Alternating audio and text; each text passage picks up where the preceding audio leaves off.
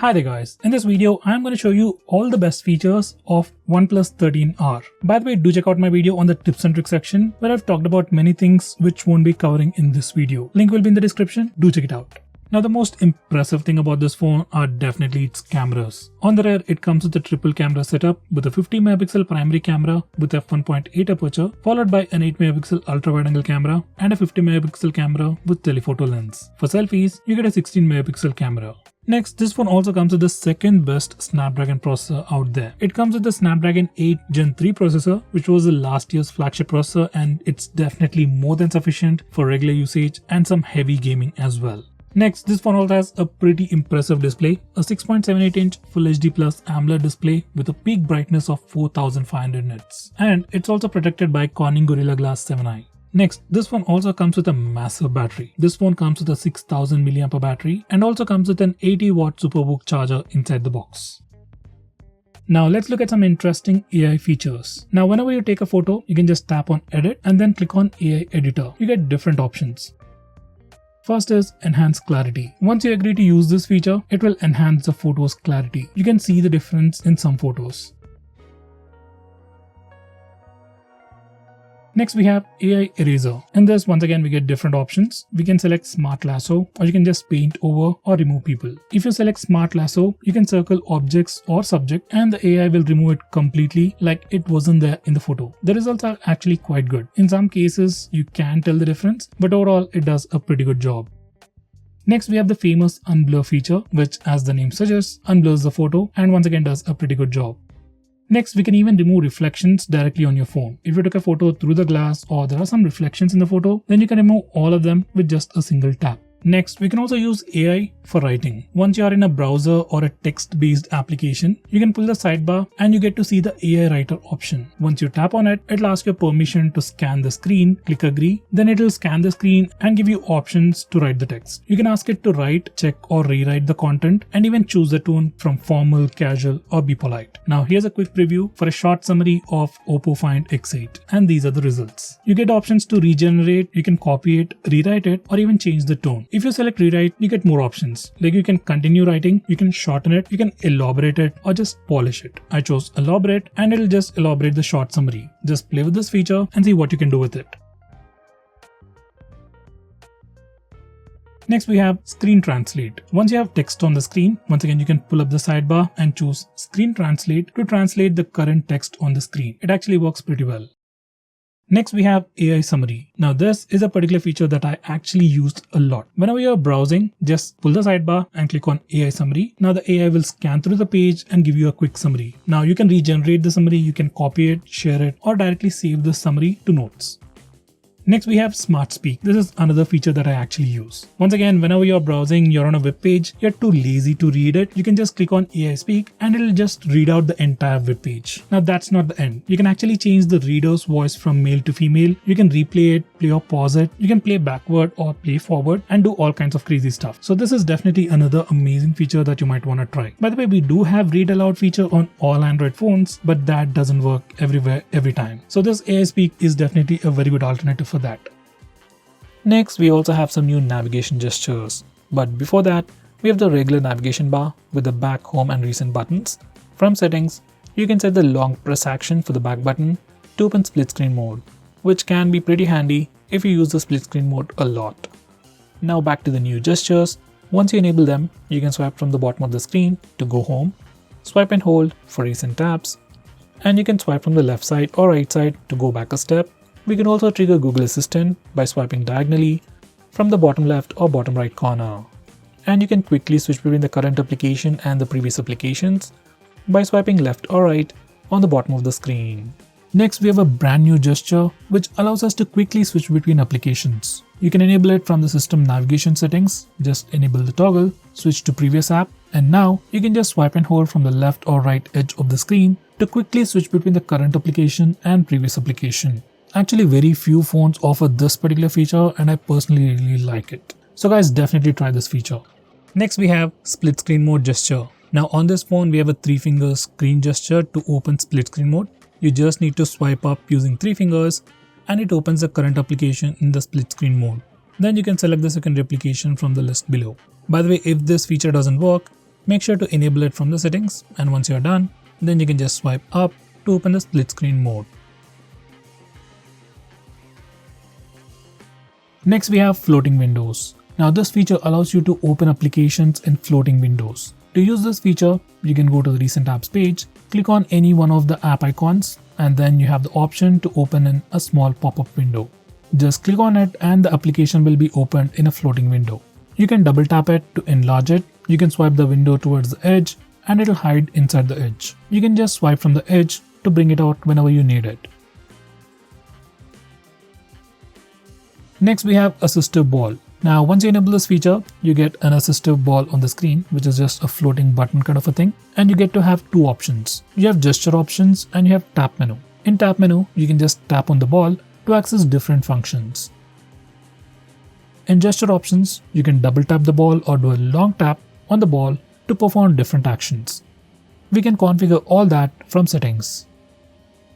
Next we have gaming assistant. Now once you enable this feature, you can access the gaming assistant while you're playing games, and from here you can check your system status like the FPS of the game, CPU and GPU usages, and you can also perform some quick actions as well. Next we have some pretty cool gestures. First we have raise to wake. Now once you enable this feature, you can just raise your phone from a flat surface and the screen lights up. If you are using face unlock feature, your screen lights up and takes you to the lock screen. If you are using face unlock feature, your phone can automatically unlock the phone as well, which can be pretty handy. Here's a preview once again.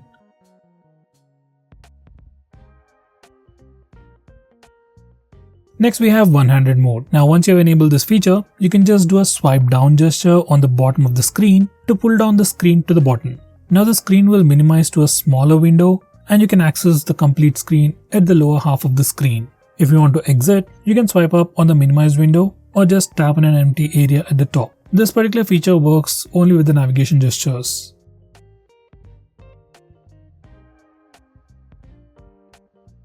Next we have app locker built into the phone. If you have any applications that hold sensitive information like net banking applications or payment based apps like Paytm, Google Pay or PhonePe, you can lock all those applications using this feature. It's a nice feature but has very limited options. If you're an advanced user, I'll suggest you to use a third-party application.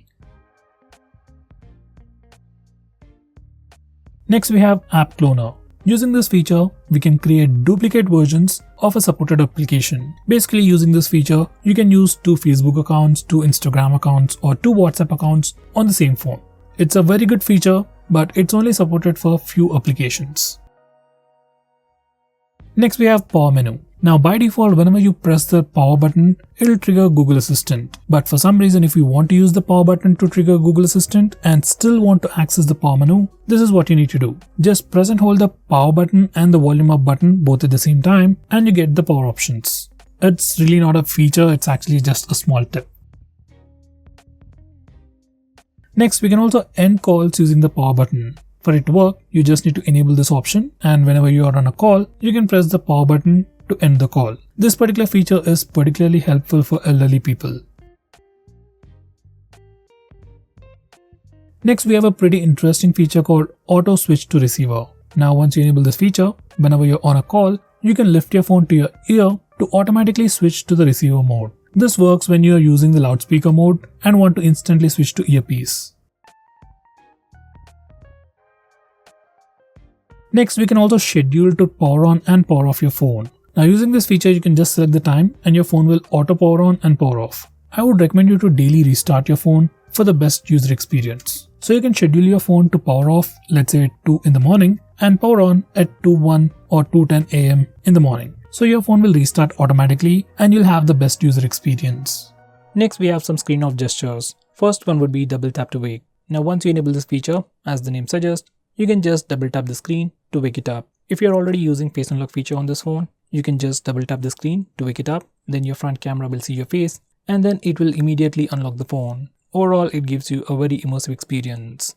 Next, we have music controls. Now once you enable this feature, you can draw less than or greater than symbols when the screen is off to play the previous or next songs, and then draw 2 parallel lines to play or pause music.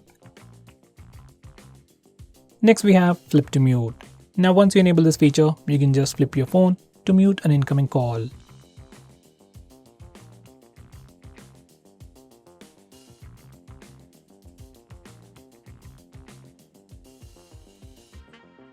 Next, we have some quick launch shortcuts for the fingerprint scanner. Once you enable this feature, in the lock screen, you can touch and hold the fingerprint scanner. Even after the phone unlocks, just keep holding it and you will see some quick shortcuts. Now you can swipe your finger left or right to switch between these applications and release the finger to open that particular application. You can also swipe down to close the application. Now from these settings, you can save your quick shortcuts.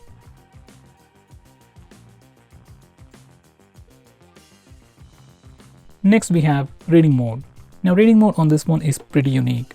Once you enable this feature, your phone will automatically adjust the screen color temperature and make the display much more comfortable to read.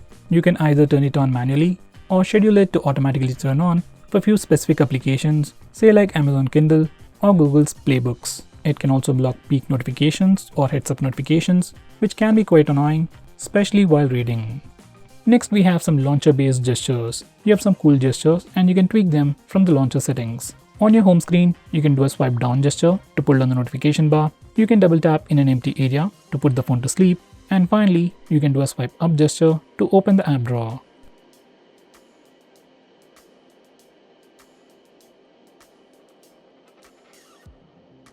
Next, we have some new dynamic tones. In notification settings, you can find them. These are the new sounds. We have new stuff like music box, electronics, and more. And we also have a new feature where consecutive notifications will be linked to form a single melody. Next, we also have an infrared sensor on this device, which you can use to control other devices just like with any regular infrared remote. I usually use it to control AC and my old Panasonic TV. Next, we have simple mode. Now, this mode is really useful for elderly people who aren't tech savvy. So once you enable this mode, text and icon sizes are enlarged. It's much more easier to see, and the overall user interface is also slightly enlarged and overemphasized to be handy for elders.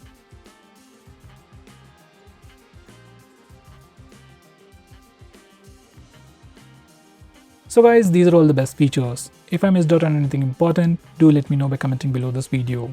If you're planning to buy this phone, use the link in the description. It always helps the channel. If you want us to make any specific video, tweet out to us with the hashtag #greedytech on Twitter and we will try to make it as soon as possible. I'm Nikhil from greedytech signing off. Have a nice day.